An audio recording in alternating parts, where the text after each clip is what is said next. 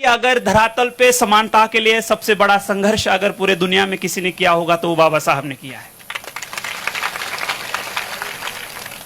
महिलाओं के लिए, महिलाओं की समानता के लिए, उनके रिस्पेक्ट के लिए, डिग्निटी के लिए, उनके राइट्स के लिए, उनके एम्पावरमेंट के लिए धरातल पे अभी तक सबसे बड़ा संघर्ष किसी ने किया होगा तो वो बाबा साहब ने किया है। कुछ चीजें हैं जो आज के दिन उनके विचार जरूर लेने हैं, बट आज का ही वो दिन है जहां हमें रिफ्लेक्शन भी करना है। जो समाज बाबा साहब चाहते थे, जहां जाति जाति में भेदभाव ना हो, क्या उसको हम हासिल कर चुके हैं? उस पे सोचना जरूर बहुत जरूरी है। बहुत सारे लोग यहां होंगे जिनको मैं कहूंगा जरूर संविधान पढ़िए, बट उनके पास ना उतना टाइम होगा। बट मैं जरूर कहूंगा कि अगर आपको किस परिस्थिति में संविधान बनाया गया, किस तरह से संविधान बनाया गया, किस तरह की चीजें संविधान में है जिससे ये समाज जो है, ये दुनिया की एक बहुत ही वाइब्रेंट डेमोक्रेसी है, उसको पढ़ना, उसको समझना बहुत जरूरी है। अगर आपके पास टाइम नहीं तो आप जरूर अपने संविधान की जो प्रस्तावना है उसको पढ़िए, जो फंडामेंटल राइट्स है, मूलभूत अधिकार है, उनको पढ़िए, directive principle of state policy है, उनको पढ़िए।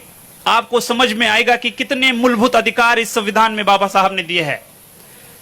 जैसे राइट टू इक्वालिटी, समानता का अधिकार, जिसमें आर्टिकल 15 कहता है कि prohibition of discrimination on the basis of religion, race, caste, sex, place of birth.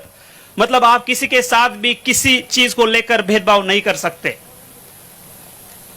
Right to equality के बाद होता है right to freedom of speech and expression, assembly, association, movement, residence, profession.